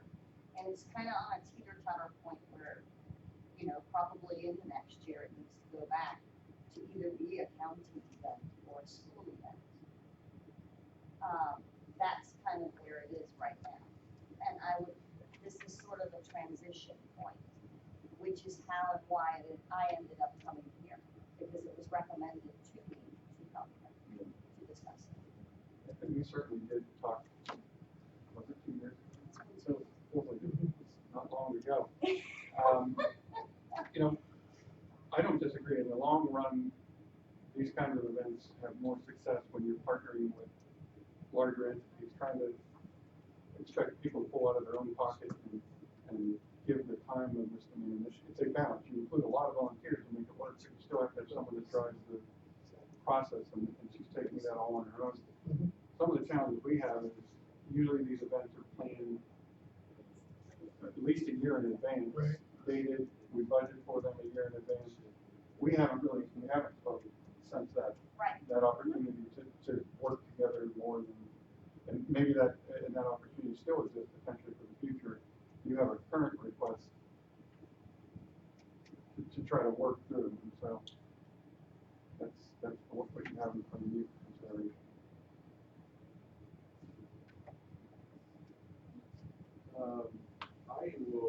I'll try and craft a motion. I apologize, I've been going through the Code of Virginia, and we talked, I think last week, where the interesting thing about the code, I find, is it's very broad in certain areas. For example, if the horse is involved, this would be a non-issue. That is, we're supposed to support equine and other activities, specifically for governmental, nonprofit, non-religious, etc. And there is a whole section in here with regards to what I'll say makes sense about promoting county and activities like this for a historical basis, on a historical basis. So, for lack of no other, I will hereby move that the EDA approve the loan to the PTSA for the amount of $3,000 to be paid back from revenues that occur from this event, and that that is contingent on an agreement being worked out between the PTSA. You did say that would be on I will. Who from the EDA is going to craft the agreement? Because there's the staff cannot do that on video. That's right, it would have to be online.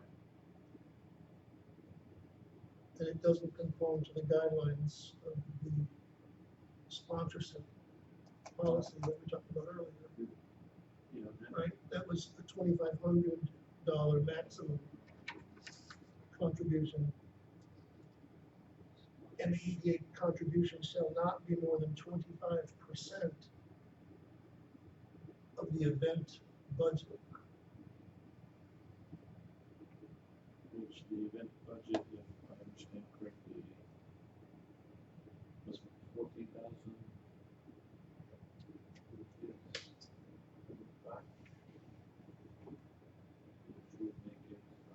That's 30.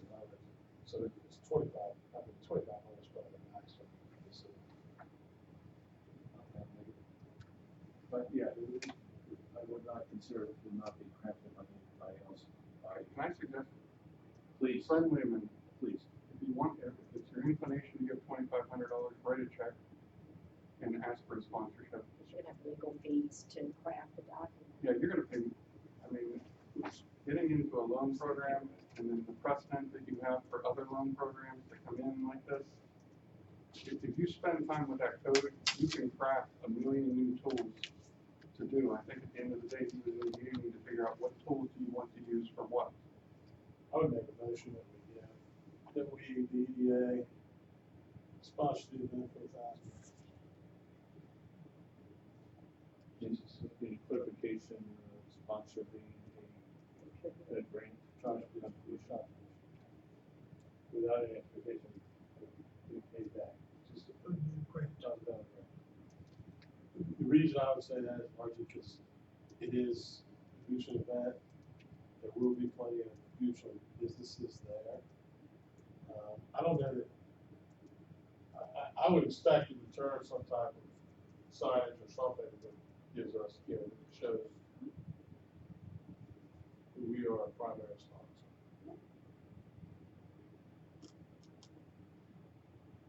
Second? Amendment? I'll second.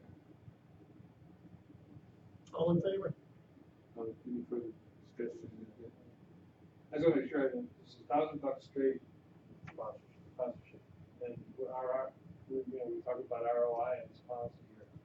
Then it's, well, it's No. visibility. Yeah, visibility. It's just, there is no RI, there's visibility.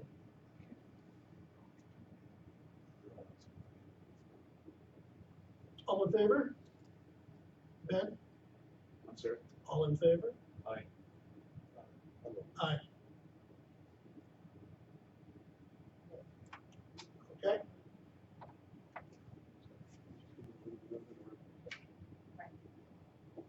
It'd be easier to do PPAs than try and get it for the store and get it back. To make the check payable to PTSA. GHS, PTSA.